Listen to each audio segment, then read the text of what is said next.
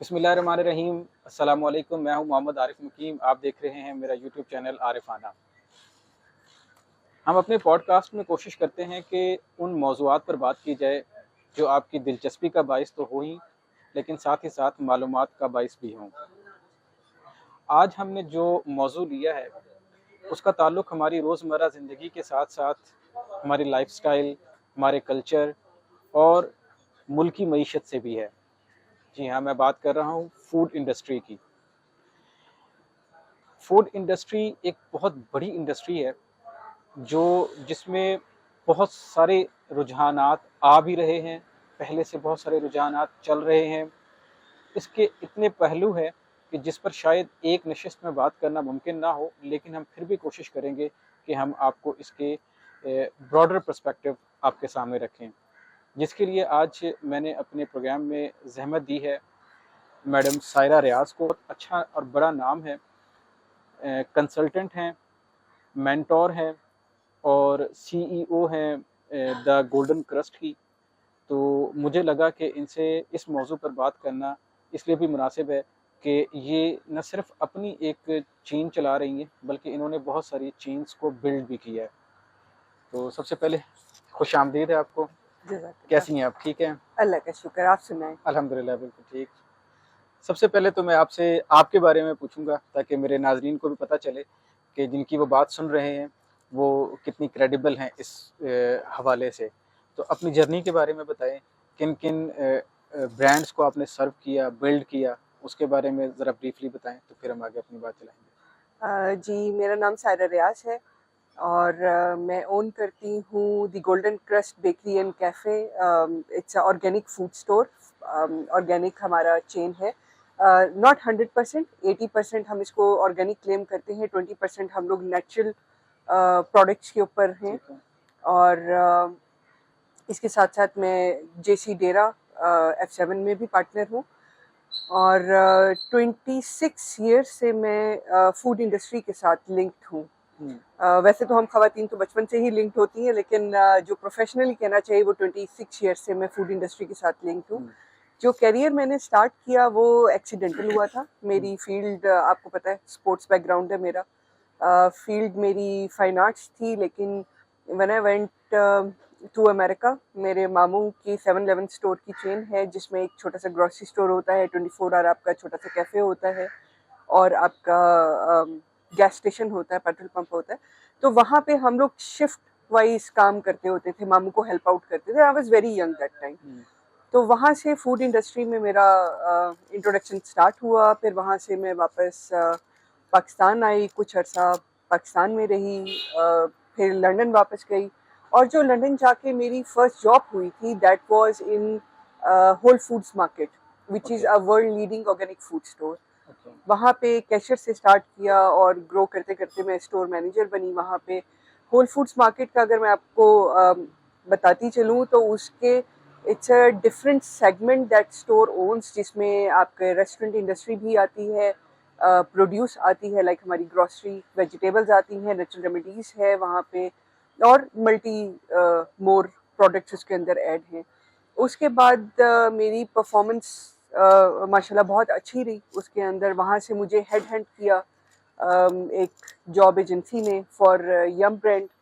Yum brand owns the KFC and Pizza Hut in London, and I was the youngest area manager for Yum brand for consecutive 4 years. और वहाँ पे पिकेडिली circus पे जो हमारा pizza हट था उसको फ्लैगशिप स्टोर में कन्वर्ट किया। वहाँ से अगेन हेड हंटिंग हुई मेरी Krispy Kreme donuts में, and I got offered for a senior retail manager position, and I was looking after 4 factories and 80 kiosks and 1300 small branches of Krispy Kreme donuts. So वहाँ से करते करते करते मैं food industry में रही, पाकिस्तान वापस आई। यहाँ पे आके मैंने अपनी एजुकेशन को कंटिन्यू किया, MBA एग्जेक्टिव किया ह्यूमन रिसोर्स मैनेजमेंट में, MPhil किया ह्यूमन रिसोर्स मैनेजमेंट में, मैरियट में कुछ अर्सा सर्व किया, but I could not fit in myself into that particular organisation, because I thought कि स्टिल मेरा एक्सपीरियंस उस लेवल का नहीं है जिस लेवल का एक्सपीरियंस रिक्वायर्ड है वहाँ पे। And then I got first project in Islamabad of Chikachino. अच्छा, वहाँ पे इनिशियली तो मुझे जॉब ऑफर हुई थी ये एज किसी सन की बात है, किस ईयर में? ये 2017 की बात है। ओके, 2017 में मुझे as a HR director HR वहाँ पे जॉब ऑफर हुई थी and soon after 2 months they offered me another position along with the director HR as director marketing and director operations. Okay, So I was looking after all their new expansion, उनके जो current operation थे वो, और जो उनके नए projects थे जिसमें छिटपट रेस्टोरेंट बनाया उनके साथ, बीजिंग टेरेस एक बहुत हाई एंड प्रोजेक्ट था जो अनफॉर्चुनेटली हम लॉन्च नहीं कर सके ड्यू टू सम रीजंस, लेकिन वो प्रोजेक्ट उनका किया। फिर उसके साथ ही मैंने चायो क्लॉक को कंसल्टेंसी प्रोवाइड की। ओके, उसके साथ सेकंड वाइफ जेलम एंड मंडी बहाउद्दीन मैं लुक आफ्टर कर रही हूँ। उसके साथ साथ मैं अपना गोल्डन क्रस्ट चला रही हूँ। मैं कार्निवल कार्ट को कंसल्टेंसी दे रही हूँ। जेसी डेरा मेरा अपना रेस्टोरेंट है और मैनी मोर रेस्टोरेंट्स हैं जिनको मैं कंसल्टेंसीज प्रोवाइड कर रही हूँ। इसके साथ साथ मैं कॉथम के अंदर as a senior faculty member lectureship कर रही हूँ, विजिटिंग फैकल्टी में हूँ उनकी। साथ ही मैं एयर यूनिवर्सिटी में भी as a consultant trainer lecture दे रही हूँ हॉस्पिटैलिटी डिपार्टमेंट को। तो ये एक छोटा सा मेरा फूड से रिलेटेड बैकग्राउंड है जो ये तो छोटा सा आपने बेखल कसरे नफसी से काम ले लिया है। जो अच्छा, ज्वाइन तो एक्सीडेंटल किया बट देन सही, I got developed interest into that and now it's become my passion. बेहतरीन। अच्छा, अगर हम इस्लामाबाद की बात करें तो इस्लामाबाद में आप क्या ट्रेंड देखती हैं कि यहाँ पर फूडीज किस तरह के फूडीज ज्यादा हैं? अच्छा, इस्लामाबाद क्या, हम पाकिस्तान की ही पूरी बात करें तो एक मिक्स ट्रेंड चल रहा है यहाँ पे। डेफिनेटली पाकिस्तानी फूड की बहुत वैल्यू है। पाकिस्तानी फूड आप कहीं पे भी अगर अच्छी क्वालिटी में दे रही हैं, मैं इमेजिन नहीं कर सकती कि वो फ्लॉप हो सकता है या उसमें फेलियर के चांसेस हैं, क्योंकि पाकिस्तान एक हमारा वो लाइक सॉइल फूड है। हमारी सोल को हम कुछ भी खा लें, हमें एट द एंड चाहिए रोटी सालन नहीं होता है।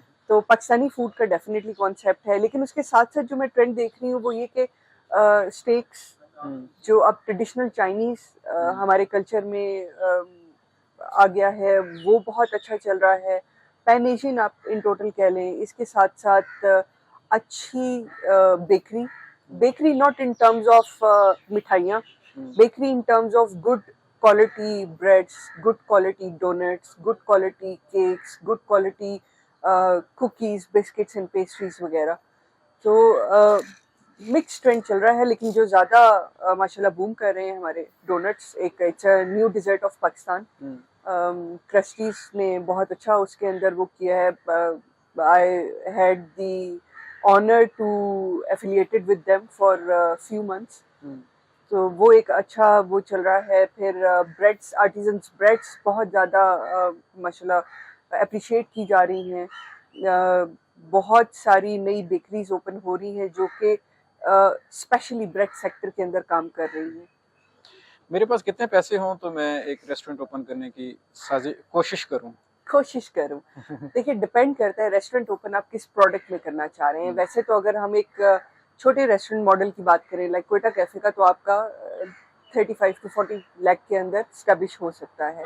But if you want to specialise into a particular product तो डेफिनेटली उसकी रिक्वायरमेंट्स डिफरेंट हो जाती हैं, लोकेशन के ऊपर भी आता है। So between 1.5 crore to 2 crore के अंदर आप एक छोटा आउटलेट स्टार्ट कर सकते हैं। मैं क्वेश्चन को रिफ्रेज करता हूँ, मैं रेस्टोरेंट में कौन सी प्रोडक्ट पे पहले काम करूँ? हाँ, यस। अच्छा, मजे की बात आपको बताती हूँ, आपके इसी सवाल से लिंक्ड है। हम लोग रेस्टोरेंट इंडस्ट्री में क्या करते हैं, हम कहते हैं कि अगर हमने पाकिस्तानी खोला है ना तो हमें साथ में बर्गर भी सेल करने हैं, हमें साथ में सूप भी सेल करना है, हमें साथ में चाइनीज भी डालना है, और अगर हमने चाइनीज खोल लिया तो हमें साथ में थाई भी देना है, हमें साथ में कॉन्टिनेंटल भी देना है। ये हम लोग अपने ही पाँव पे कुल्हाड़ी मार रहे होते हैं बेसिकली, क्योंकि हम लोग जब मिक्स कुजीन की तरफ जाते हैं हम एक्सपेंस बढ़ा देते हैं अपना। हमें मैन पावर भी उतनी चाहिए, हमें इक्विपमेंट भी उतना चाहिए, हमें उसकी कटलरी क्रॉकरी भी उतनी चाहिए। तो आई ऑलवेज सजेस्ट कि आप एक प्रोडक्ट से काम शुरू करें। आपका बेस प्रोडक्ट एक होना चाहिए, उस बेस प्रोडक्ट से आप लिंक करके ऑल मल्टीपल प्रोडक्ट्स निकाल सकते हैं, but you should remain into the same cuisine. आप 2 4 5 कुजीन्स के अंदर पाँव नहीं रखें। अगर पाकिस्तानी है तो पाकिस्तानी से स्टार्ट करें। पाकिस्तानी में आप सिंपल बारबेक्यू भी दे सकते हैं, you don't have to go into kadhai and salan roti and stuff. इसी तरह अगर आप बेकरी कर रहे हैं तो आप सिर्फ ब्रेड के अंदर भी काम कर सकते हैं। माशाल्लाह हमारे पाकिस्तान के बड़े बड़े नाम हैं ब्रेड्स के अंदर, जो सिर्फ ब्रेड्स के अंदर ही काम कर रहे हैं। पिज़्ज़ा है तो सिर्फ पिज़्ज़ा के अंदर काम करें, उसके अंदर मल्टीपल अदर कुजीन्स को इंडल्ज नहीं करें। अच्छा, वैसे मैंने ना अक्सर देखा है कि रेस्टोरेंट छोटा सा होता है लेकिन मेन्यू बहुत बड़ा होता है।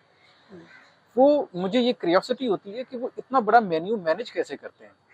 मतलब अगर उसमें लेट्स से कि कुछ 60-70 टाइप्स के प्रोडक्ट्स हैं, तो ये इजी है उनको मैनेज करना? नहीं, बिल्कुल भी इजी नहीं है, क्योंकि अभी जैसे मैंने आपको बताया कि आप जब मेन्यू बड़ा करते हैं तो सिर्फ एक सूरत में वो मैनेजेबल हो सकता है, अगर आपका बेस प्रोडक्ट सेम हो। लेट्स से अगर आपका बेस प्रोडक्ट है स्टेक, तो आप स्टेक के मीट से ही बर्गर बना सकते हैं, उसकी वेस्टेज को बर्गर में कन्वर्ट कर सकते हैं। चिकन की वेस्टेज को आप नाचोस, लोडेड फ्राइज में कन्वर्ट कर सकते हैं।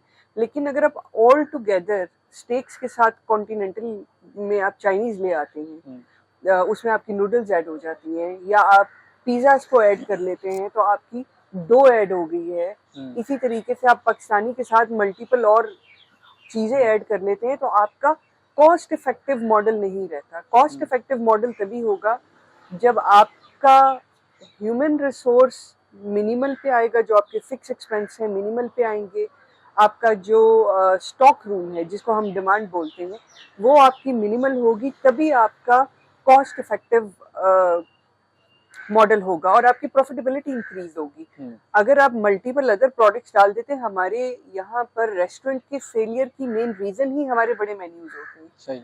कि हम हर तरह की कुजीन ऐड करना चाहते हैं, फिर हमें हर तरह की कुजीन का एक एक्सपर्ट भी रखना पड़ता है, क्योंकि देखिए एक बंदा जो पाकिस्तानी का एक्सपर्ट है वो चाइनीज का एक्सपर्ट नहीं हो सकता। ठीक है। जो चाइनीज का है वो थाई का नहीं हो सकता, जो बेकरी का है वो स्टेक्स नहीं बना सकता। तो आपको हर प्रोडक्ट के लिए एक अलग ह्यूमन रिसोर्स की जरूरत है, और फिर उस ह्यूमन रिसोर्स को सपोर्ट देने के लिए एक हेल्पर की भी जरूरत है।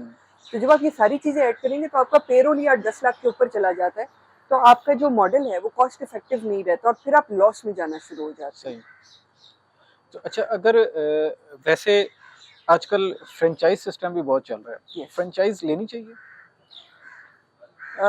या अपना ब्रांड बनाना चाहिए? हाँ, ये आपने गलत सवाल पूछ दिए, क्योंकि मेरा अपना ब्रांड है। आई वुड लाइक कि मेरी फ्रेंचाइज सेल हो। ठीक है। अगर आपकी एक्सपर्टीज है फूड से रिलेटेड और आपके पास इतनी इन्वेस्टमेंट है कि आप एक फ्रेंचाइज में पैसे लगा रहे हैं, तो उससे बेहतर है कि आप अपना ब्रांड बनाएं। क्योंकि आपकी एक्सपर्टीज है, you can manage that brand. हाँ, अगर आपकी एक्सपर्टीज नहीं है बट आप डाइवर्सिफाई करना चाह रहे हैं अपनी फील्ड को, तो आप किसी फूड आउटलेट के साथ अपने आप को कनेक्ट कर लें, उनसे फ्रेंचाइज ले लें। क्योंकि जब आप फ्रेंचाइज लेते हैं तो क्या होता है, आपका आधा बर्डन कम हो जाता है, आपकी आधी चीज़ें वो फ्रेंचाइज मैनेज कर रही होती है। तो आपकी जो उसके अंदर इनपुट है या जो आपको अपना वर्क करना है वो मिनिमल हो जाता है, क्योंकि एक फ्रेंचाइज अपने एसओपीज के अकॉर्डिंग उसको मैनेज कर रहा होता है। तो इंटरनेशनल फ्रेंचाइज लें या local franchise? Why not local? हमारी इतनी अच्छे ब्रांड्स हैं, हमारा क्रस्टीज डोनट है उसकी फ्रेंचाइज लें, हमारा जेसी डेरा है, हमारा झाल चकियाँ है, हमारा एमएन है, ठीक है, हमारे और बहुत सारे मियाँ जी हैं, हमारे इसके अलावा चीजेस है, बहुत सारे हमारे अपने ब्रांड हैं जो कि इंटरनेशनल से बेटर क्वालिटी दे रही हैं। तो why not to promote our own brand? अभी आपने देखा होगा शार्क टैंक पाकिस्तान में स्टार्ट हुआ है। जी। और वहाँ पे one of my friend Kazim भाई, ही ओन्स कैफे चाय वाला, he went there, he made his pitch and he gets sponsored from 3 people. I got offer from 3 people. उन्होंने 2 एक्सेप्ट की, नाम आई एम श्योर कि जो अमेरिका के लिए चाह रहे थे वो भी उनके पास डेफिनेटली आएंगे। तो हमारे अपने प्रोडक्ट, हमारे अपने ब्रांड में इतना पोटेंशियल है कि हमें कोई बाहर की फ्रेंचाइज लेने की जरूरत ही नहीं है। अपने बिजनेस को प्रमोट करें ना, अपने पाकिस्तान की प्रोडक्ट को प्रमोट करें। अच्छा, वैसे यूजर जो है या जो कस्टमर है आपका, वो ज्यादा इस्लामाबाद भी और ओवरऑल भी, वैसे हमने इससे पहले बात भी की है लेकिन उसको स्पेसिफिक करते हैं कि देसी ज्यादा है या कॉन्टिनेंटल ज्यादा है? देसी Scope- डेफिनेटली ज्यादा है, अच्छा, देसी डेफिनेटली ज्यादा है, जितने भी देसी आउटलेट्स हैं। और बचत मार्जिन किस में ज्यादा है? हाँ, बचत मार्जिन देसी में कम है, देसी में कम। क्योंकि देसी में आपका एक्सपेंस ज्यादा होता है, आपके मल्टीपल टाइप ऑफ मसाले जा रहे होते हैं, multiple type of chicken, mutton, beef use हो रहा होता है, 3-4 तरह के आटे यूज हो रहे हैं, फाइन फ्लावर यूज हो रहा है, आपका होल व्हीट यूज हो रहा है, आपका ब्रांड भी उसमें यूज हो रहा है, तो उसमें बचत कम है। डेफिनेटली बचत करना कंपटीशन है, भी तो मेरे ख्याल ज्यादा है ना, कंपटीशन भी इसमें ज्यादा है। कंपटीशन भी ज्यादा है, तो उसमें आपको फूड क्वालिटी के ऊपर बड़ा फोकस करके चलना पड़ता है। फूड क्वालिटी तो आई थिंक कि हमें हर ब्रांड में ही रखनी चाहिए। जिस भी ब्रांड ने अपनी फूड क्वालिटी को मेंटेन रखा है, आप देखिए वो सक्सेसफुल जा रहे हैं। अच्छा, अब इसकी सारे की बैकबोन जो है वो आपका किचन है? नहीं, 2 डिपार्टमेंट है। One is your HR department, okay, second is your kitchen. जितना अच्छा ह्यूमन रिसोर्स आपका हायर होगा, आपका HR उसको जितना अच्छा मैनेज करेगा, उतना ही अच्छा आपका किचन चलेगा। तो अब मेरा सवाल ये है कि अब जैसे मैंने देखा है कि कुछ सालों में ही हमारे देखते देखते इस इंडस्ट्री ने बहुत बूम किया, बहुत ग्रोन किया है। वो आप बेहतर समझते होंगे स्टैटिस्टिक्स के कितने हैं, बट अब बहुत सारे नए ब्रांड्स आए, जो लोकल भी जो ब्रांड बने, तो एकदम से एक मैन पावर की नीड बढ़ी। तो ये जो एक्सपर्ट मैन पावर है, मैन पावर इस एक्सपर्ट इसलिए कह रहा हूँ मैं कि जायका भी मेरे ख्याल हर बंदे के पास नहीं होता, वो भी एक्सपीरियंस से आता है। तो इतनी जो ये इंडस्ट्री है, ये मैन पावर पूरी कर पा रही है इसकी? कर पा रही भी है, क्योंकि देखें पहले क्या होता था कि हमारी जो शेफ इंडस्ट्री है, दे वर नॉट रिकॉग्नाइज्ड, क्योंकि कोई कोर्स ही नहीं थे जिससे उनको पढ़ाया जा सके, बताया जा सके, एजुकेशन दी जा सके। जितना भी हमारा फूड इंडस्ट्री से रिलेटेड ह्यूमन रिसोर्स था, वो सब एक्सपीरियंस बेस्ड थे। अब हमारे कॉलेजेस बन चुके हुए हैं, हाशु ग्रुप है, हमारा कॉथम है, फिर एयर यूनिवर्सिटी करवा रही है, इस्लामिक यूनिवर्सिटी करवा रही है। अच्छा। बहुत सारी ऑर्गेनाइजेशंस अब हॉस्पिटैलिटी इंडस्ट्री में कोर्सेज करवा रहे हैं, और अब जो हमारे बैचेस निकल रहे हैं, you will be amazed to see how talented they are. उनको थोड़ा सा पुश, थोड़ी सी एजुकेशन, थोड़ी सी गाइडेंस, जो हमारा आज का एक्सपर्ट शेफ है, वो बच्चे अभी से उनके लेवल पे आ रहे हैं, क्योंकि उनको गाइड किया जा रहा है, उनको प्रॉपर एजुकेट किया जा रहा है, उनको ingredient mixing, flavour development, plating style, cooking method, हर चीज पे पढ़ाया जा रहा है। टेक्निकल चीज होगी ना, पहले इतनी नहीं थी। पहले तो बस एक्सपीरियंस से लोग आते थे, वो कर जाते थे। टेक्निकल पहले भी था, लेकिन क्योंकि हमने एक्सपीरियंस से सीखा, हमारे पास वो थ्योरेटिकल नॉलेज नहीं था, ठीक है, तो उस चीज को हम उस तरीके से यूटिलाइज नहीं कर सके। आप देखें पूरी दुनिया में पाकिस्तानी फूड को इंडियन कुजीन के नाम से जाना जाता है। अच्छा, आप किसी भी कंट्री में जाएं, वहाँ पे पाकिस्तानी ने भी इंडियन रेस्टोरेंट लिखा हुआ होगा बाहर। ओके, देखा जाए तो है तो हम एक बड़े सगीर था, पाकिस्तान और इंडिया तो बाद में देसी तो मेरे ख्याल सारा एक ही है। यस, देसी तो एक ही है। वो नॉन वेज, हम वेज भी, नॉन वेज भी खाते हैं, वो नॉन वेज नहीं खाते। नहीं, उधर भी दोनों हैं। अच्छा। वहाँ पे नॉन वेज भी है, वहाँ पे वेज भी है। अच्छा, प्लांट बेस्ड भी है, एनिमल बेस्ड भी है। हाँ, रिलीजन उनके कुछ और कहते हैं, but they have multiple cuisines, हर तरह की कुजीन उनके वहाँ पे चल रही है। पाकिस्तानी अपने नाम से क्यों नहीं करते? क्योंकि रिकग्निशन नहीं मिली ना अभी तक। हमारे हॉस्पिटैलिटी पाकिस्तान में अगर हम देखें तो इंट्रोड्यूस कराने वाले, I think COTHM is the pioneer, जो हॉस्पिटैलिटी इंडस्ट्री को पाकिस्तान में लेकर आया, और माशाल्लाह they are doing on a such a scale कि वो ना सिर्फ बच्चों को पढ़ा रहे हैं, बल्कि बच्चों की जॉब प्लेसमेंट भी करवा रहे हैं डिफरेंट ऑर्गेनाइजेशंस में। मेरे अपने जो स्टूडेंट्स हैं, बैच 3 से बैच 9 पे मैं आ गई हूँ अल्हम्दुलिल्लाह, और वो मल्टीपल ऑर्गेनाइजेशंस में काम कर रहे हैं, इवन वर्क परमिट लेके सऊदीया, America, Canada, London, multiple organisations में काम कर रहे हैं। तो सिर्फ और सिर्फ जो फर्क था वो ये था, पाकिस्तान को पीछे रह जाने का इस इंडस्ट्री में, कि हमारी इंडस्ट्री को उस तरीके से रिकग्नाइज ना करवाया जा सका, सही ना किया गया। तो अच्छा, अगर अभी मैं रेस्टोरेंट खोलूंगा अपनी एग्जांपल में, तो ये जो जायके वाला शेफ है, ये किधर से मिलेगा? जायके कहीं से तोड़ना पड़ेगा? नहीं, तोड़ने की जरूरत नहीं होती। ये भी हमने गलत परसेप्शन बनाई हुई है कि अगर कहीं पे अच्छा कोई शेफ है तो उसको आप तोड़ लें। आपको मिल जाते हैं। उसका सबसे बेहतरीन तरीका ये है कि आप conduct interviews, conduct their trial, assess them where they are, hire some consultant कि अगर आपका वो बच्चा थोड़ा मिस भी कर रहा है टेस्ट में किसी चीज को, तो इतने बड़े बड़े माहिर कंसल्टेंट हमारी ऑर्गेनाइजेशन में हैं, हमारे इस इंडस्ट्री के अंदर हैं कि आप उनको हायर करके उनको ट्रेन करा सकते हैं। लाइक अभी हम लोग बैरिस्टा कोर्स करवा रहे थे यहाँ पे, हमने 2 बैचेस पास आउट किए हैं। जिन बच्चों को नहीं आते थे उनको हमने सिखा दिया। इवन हमारे पास कुछ ऐसे बच्चे भी आए हैं जो कि ऑर्गेनाइजेशन से ट्रेंड होके आए हैं, but due to lack of practice they were not up to the scale.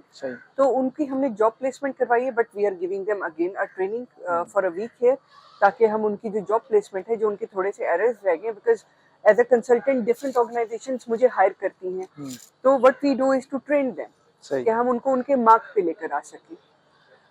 अच्छा, एक शेफ है, क्या ना, पिज्जा बनाता है, लेकिन जब वो अपनी शॉप खोलता है, जायका उसके पास वही होता है, लेकिन वो स्केल नहीं कर पाता, या वो उस तरह से चीजियस नहीं बन पाता।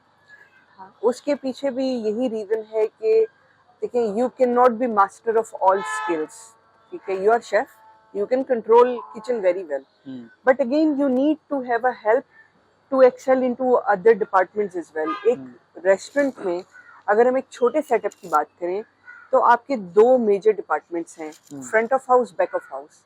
बैक ऑफ हाउस जहाँ पे आपका शेफ है, आपका किचन है, आपकी डिमांड है, आपकी टेस्ट डेवलपमेंट हो रही है। फ्रंट ऑफ हाउस जहाँ पे आपके कस्टमर को सर्विस दी जा रही है, जहाँ पे जो फूड आपके किचन में प्रिपेयर हो रहा है, जो टेस्ट वहाँ पे डेवलप हो रहा है, उसका वो कस्टमर एक्सपीरियंस क्रिएट कर रहा है। एक कस्टमर आपके रेस्टोरेंट में क्यों आता है? खाना तो घर में भी मिलता है। बहुत अच्छे हाईली स्किल्ड खवातीन हमारे घर में हैं जो पिज्जा से लेके आइसक्रीम और किसी भी तरह की प्रोडक्ट घर में बना लेती है। तो वो भी फैमिली बाहर क्यों खाने है? Because they want to experience जो उनको घर में नहीं मिल रहा। सही है। तो एक शेफ पीछे फूड तो अच्छा क्रिएट कर सकता है, but is he capable of creating that experience for their customer? नहीं, they need to have a help ताकि वो गाइडेंस ले सकें कि उनको फ्रंट ऑफ हाउस किस तरीके से रन करना है। अच्छा, एक बड़े रेस्टोरेंट आजकल एक वैसे वो भी कार्ट और ये कियोस्क का बड़ा कल्चर चल रहा है। yes. कैसा है ये कल्चर? इसमें कितना पोटेंशियल है? बहुत पोटेंशियल है, सबसे ज्यादा पोटेंशियल इसी में ही है। आपका ओवरहेड जहाँ पे भी मिनिमल होगा, प्रॉफिटेबिलिटी वहाँ पे सबसे ज्यादा होगी। बट अनफॉर्चुनेटली इसको उस तरीके से प्रमोट नहीं किया जा रहा। प्रमोट इन अ सेंस के लोग, क्योंकि अगेन वही चीज आ जाती है कि हम किसी भी एक्सपर्ट से हेल्प लेने में कतराते हैं या शर्मिंदगी फील करते हैं, या कोई भी रीजन हो सकती है, हम किसी भी एक्सपर्ट से वो हेल्प नहीं लेते और हम खुद ही सारा कुछ करना चाह रहे होते हैं, और फिर वहां पे फेलियर आना शुरू हो जाता है या डाउनफॉल आना शुरू हो जाता है। तो आप कार्ड बनाए, आप कियोस्क बनाए, या चाहे एक ठेला ही क्यों ना लगाएं, अगर किसी एक्सपर्ट से आप गाइडेंस ले लेते हैं, हेल्प ले लेते हैं, तो वो आपके लिए बेनिफिशियल है। क्योंकि बहुत सारे देखिए रेस्टोरेंट्स ऐसे हैं जो बहुत हाई एंड लेवल पे ओपन हुए, उन्होंने बहुत अच्छी रेपुटेशन भी बिल्ड की, सेल भी जनरेट की, but with in 2 years they got close down. क्यों? क्योंकि वो 2 साल उन्होंने मार्केटिंग की, कस्टमर ले आए, बट इवेंचुअली क्या हुआ कि उनका वो एक्सपीरियंस क्रिएट नहीं हुआ, उनकी फूड क्वालिटी डाउन होना शुरू हो गई। हमारे यहाँ पे लोग 2 करोड़ 5 करोड़ लगा के बिजनेस ओपन कर लेते हैं, लेकिन किसी एक्सपर्ट को 2 से 3 लाख पे करते हुए डरते हैं। वो कंसीडर करते हैं कि इट्स अ वेस्टेज, मार्केटिंग को वेस्टेज कंसीडर करते हैं। ये 2 चीजें ऐसी हैं जो आपको कंसेक्टिवली चाहिए। देखिए, आप बीमार होते हैं, मेडिसिन तो सबको पता होती है नजला जुकाम बुखार की, लेकिन जब आपके शोल्डर में पेन है, आपकी बैक में पेन है, आपकी बॉडी के हर जॉइंट के लिए जो मेडिसिन बनी है वो डिफरेंट बनी है। तो आपके बिजनेस के भी हर एस्पेक्ट के लिए जो एक्सपर्ट्स हैं वो अलग हैं। जब तक आप कंसल्ट नहीं करेंगे आपकी बीमारी ठीक नहीं होगी। सही। तो इसी तरीके से जब तक आप इस इंडस्ट्री में भी ऐसे लोग जो कंसल्टेशन देते हैं उनसे कंसल्ट नहीं करेंगे तो आप उस चीज को रेक्टिफाई नहीं कर सकते। वो जो तजर्बे आपने करने हैं वो पहले से आप किसी के तजर्बे से फायदा उठा। देखिए, अभी मैं अपनी एग्जांपल आपको देती हूँ, क्योंकि हमने भी जब ऑर्गेनिक का सोचा, उसको मार्केट में लेके आए, ऑल्दो जो मेरे पार्टनर है Irtaza, brain child golden crust उनका है, हम लोग बाद में शामिल हुए, बाद में इकट्ठे हुए, और फिर इवॉल्व की हमारी थॉट प्रोसेस, चीज़ों के ऊपर हमने डिफरेंट एंगल से काम किया, तो तो हम लोग ऑर्गेनिक में काम कर रहे थे, लेकिन ऑर्गेनिक में काम करने से क्या हमने आइडेंटिफाई किया कि हम प्राइस रेंज जो ऑर्गेनिक की है वो एक नॉर्मल बंदा अफोर्ड नहीं कर सकता। सही। तो अगर हम अपने उसी माइंडसेट को रखते हैं और हम एक्सपर्ट्स के साथ मशवरा नहीं करते या उनसे एडवाइस नहीं लेते, तो आज वो जो ऑर्गेनिक प्रोडक्ट हम लेस प्राइस पे सेल कर पा रहे हैं वो हम नहीं कर पाते। सही। हम स्टक रहते हैं। Being a consultant, having experience of 26 years, I need to consult people for my things is well. So जिन लोगों का बिल्कुल ही स्टार्टअप है उनको तो डेफिनेटली कंसल्ट करना चाहिए। वो जो 6, 8, 9, 10 लाख वेस्ट करेंगे, बेहतर है आप किसी कंसल्टेंट को दे दें, एटलीस्ट आपको फ्री गाइडेंस मिलेगी। बड़ा मतलब अच्छी खासी अमाउंट लोग वेस्ट कर जाते हैं। Yes, करोड़ों रुपए की इन्वेस्टमेंट है। जैसे आपने कहा कि अगर आप, असल में हमारे यहाँ पर ना एक मिथ बनी हुई है ना कि बस खाने का कारोबार शुरू करो, खाने के कारोबार में लॉस नहीं है। लेकिन अब हर कारोबार एक टेक्निकल और एक एक्सपर्ट ओपिनियन या एक्सपर्ट वो तरीके से चलता है। कोई भी कारोबार ले, बट ये तो जो है अब चूंकि इसमें कंपटीशन भी बहुत ज्यादा है। अच्छा, अब मैं सिंगल वर्ड में पूछूंगा, कॉन्टिनेंटल या देसी? देसी। पिज्जा या बर्गर? बर्गर। अच्छा, आइसक्रीम या इसके अकॉर्डिंग ओपोनेंट क्या होगा? डेजर्ट्स, मिठाइयाँ। मिठाइयाँ। बेकरी या स्वीट्स? बेकरी। इस्लामाबाद में या पूरे पाकिस्तान में? पूरे पाकिस्तान में। लोग तो मिठाइयों के दीवाने हैं। नहीं, बेकरी अगर आप अच्छी बेकरी दे नहीं रहे ना लोगों को, अच्छा, जब आप अच्छी बेकरी जहाँ पे भी देंगे आप देखेंगे लोग वहाँ पे बेकरी ही खरीदते हैं। अच्छा, आपके हर घर में तहजीब नजर आता है ना। ये तो बात सही। इस्लामाबाद के लिहाज से तो हमने यही देखा कि हमें स्वीट्स ढूंढने से मिलता है। लाहौर के हर घर में आपको राहत नजर आएगा, राहत। इस्लामाबाद के हर घर में आपको तहजीब हाँ। नजर आएगा, और बहावलपुर के हर घर में आपको दाता नजर आएगा। तो अच्छा। जहाँ पे जो फेमस प्रोडक्ट है वो आपको लोगों के उसमें नजर आएगी। Bakery, in terms of bakery. अच्छा, आपने नाश्ता करना है तो आप मिठाई से तो नहीं करेंगे, नहीं करेंगे। आप करेंगे ब्रेड से, या आप करेंगे केक रस से, या आप वो पापे जो है वो यूज करेंगे। ठीक है। आपने अगर दोपहर को लंच करना है और आपके घर में रोटी नहीं बनी हुई, तो क्विक आप क्या चीज बना सकते हैं? ब्रेड से की सालन से भी खा लिया। बिल्कुल सही। ठीक है। और अगर खाना आपका मीठा कुछ खाने को दिल कर रहा है तो चॉकलेट ब्राउनी ज्यादा लोग पसंद करेंगे रादर देन के वो रसगुल्ला खाएं। अब तो लोग डाइट कॉन्शियस बहुत हो गए हैं ना। भी ना लोगों ड्राई हुआ है ना लोगों ने। आप लोगों ने बेसिकली ड्राई हुआ है। नहीं, अच्छा भी है। हाँ, देखिए हमारे पास हर चीज अवेलेबल है। हम स्टीविया ग्रो कर सकते हैं अपने मुल्क में, बहुत चीप सोल्यूशन है। सही। स्टीविया बेस्ड प्रोडक्ट्स यूज करनी चाहिए। बिल्कुल। शक्कर खानी चाहिए। चीनी क्यों खानी है आपने? एक महंगी चीज क्यों खानी है जब आपको उसका सस्ता सब्स्टिट्यूट अवेलेबल है? जबकि वो नुकसानदेह भी है। नुकसानदेह भी है, यस। अच्छा, इसमें कितनी की मैन पावर चाहिए होती है अगर इसको सेगमेंटाइज करें?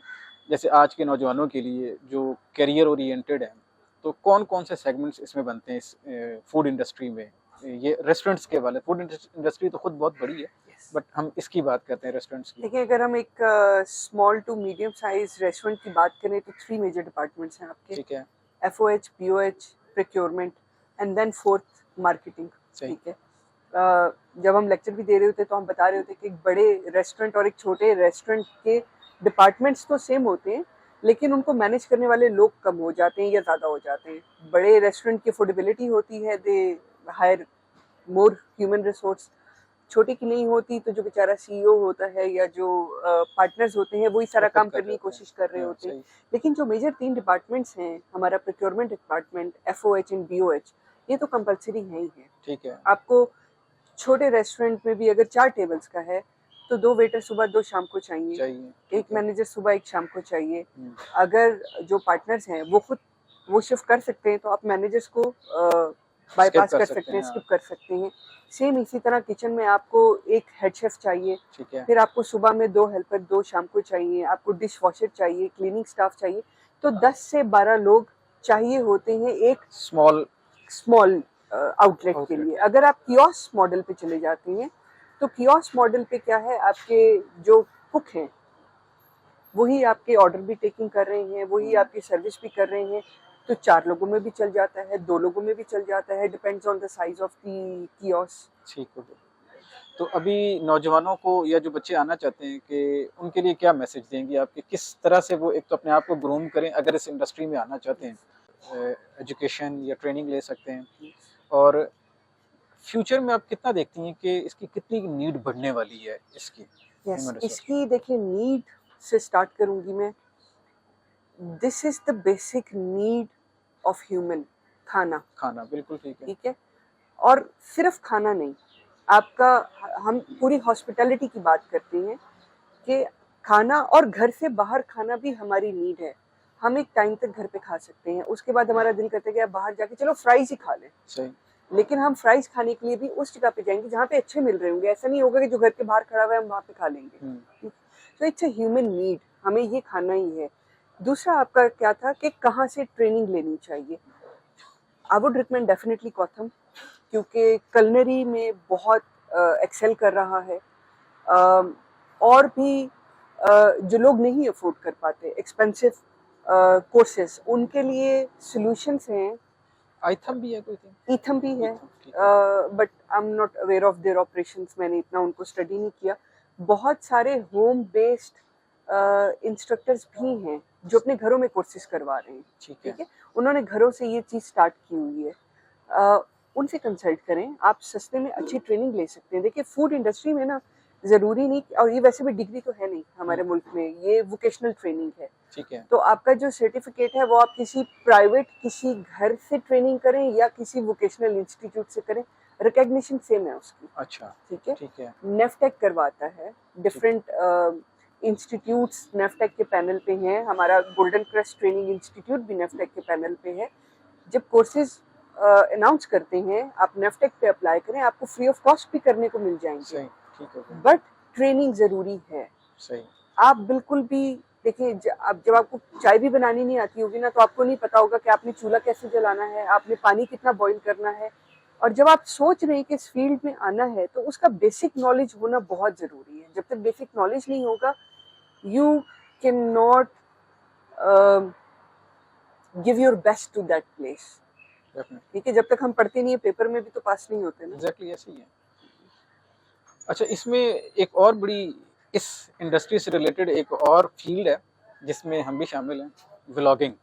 यस, बहुत ज्यादा फूड व्लॉगिंग हो रही है, बहुत ज्यादा हो रही है। इससे मतलब इसने भी एक नया वेंचर ही दिया है व्लॉगर्स को भी। इसमें कितना स्कोप है? ये इसमें बहुत स्कोप है। मैं आपको बताऊं कि बाहर के मुल्कों में literally bloggers can make the restaurant and can break the restaurant. Okay.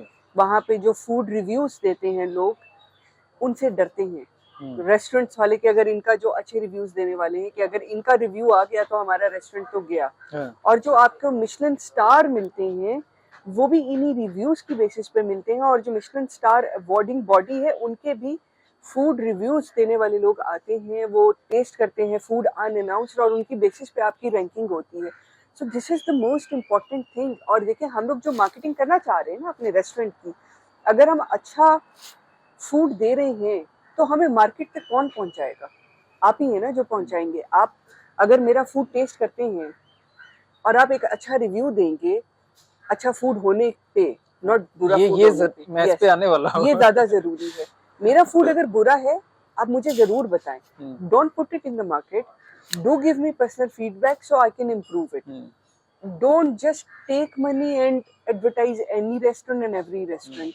उससे क्या हो रहा है, जो बेचारे मेहनत कर रहे हैं ना, उनको भी रिवॉर्ड नहीं मिल पा रहा उस तरह से, क्योंकि वही ब्लॉगर्स हैं जो हर जगह जा रहे हैं।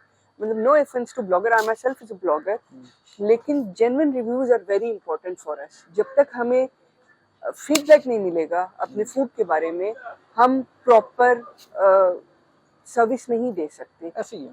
देखिए, आप भी आए हैं मेरे पास, एक रेपुटेशन की बेस पे आए हैं। जब आप यहाँ से खाना खा के जाएंगे, अगर आप ताल्लुकात की बेस पे या सिर्फ इसलिए कि आप मेरे पास आ गए हैं और आप एक अच्छा रिव्यू दे देंगे, तो I lose the chances of improving my self.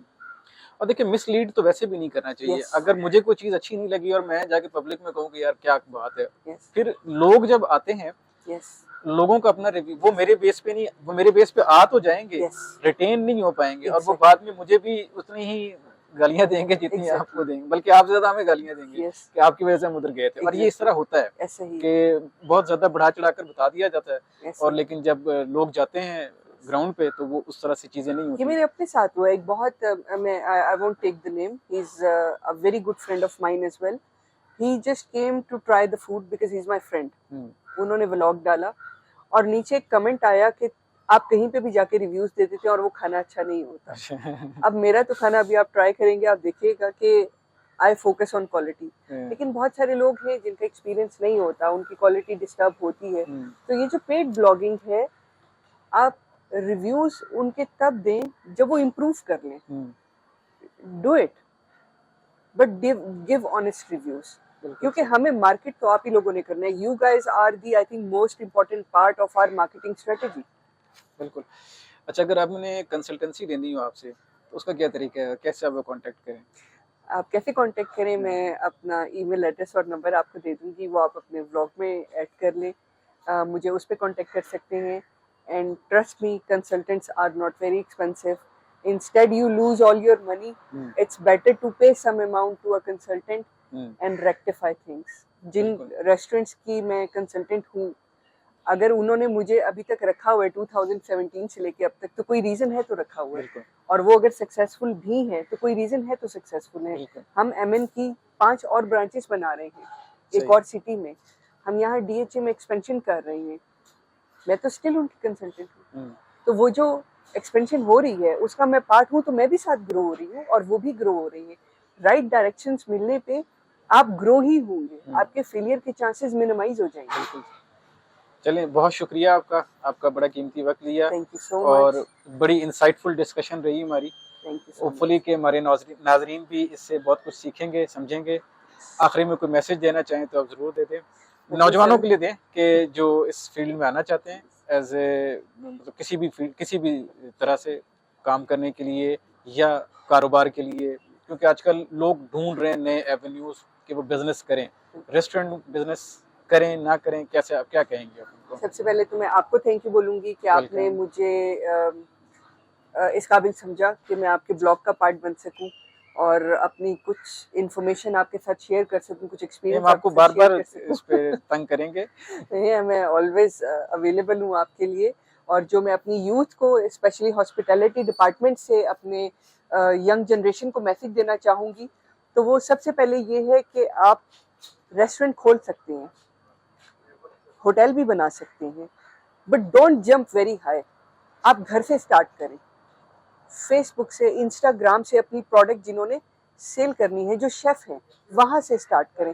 अपनी एक बेस क्रिएट करें, अपना एक नाम बनाएं और फिर मार्केट में आएँ, ताकि आपकी ब्रांड आइडेंटिटी क्रिएट हो, ब्रांड प्लेसमेंट हुई हो। मार्केटिंग सबसे इम्पोर्टेंट टूल है आपके बिजनेस को फैलाने में, लोगों तक आपको ले जाने में। And we are the live example. Me and my partner started it from Instagram. मैंने बाद में ज्वाइन किया, मैं इसका बिल्कुल क्रेडिट नहीं ले सकती कि ये मेरा ब्रेन चाइल्ड है, it's a brain child of my partner Irtaza. और उसको बाद में ज्वाइन करने के हम लोगों ने एक रेस्टोरेंट बनाया, बट स्टार्ट ये हमने भी ऑनलाइन ही किया था। So you can start from online with the minimal expense, take a risk and then go on a vast level. But before that, training is the most important part. Increase your knowledge in every field, whatever the field you want to choose.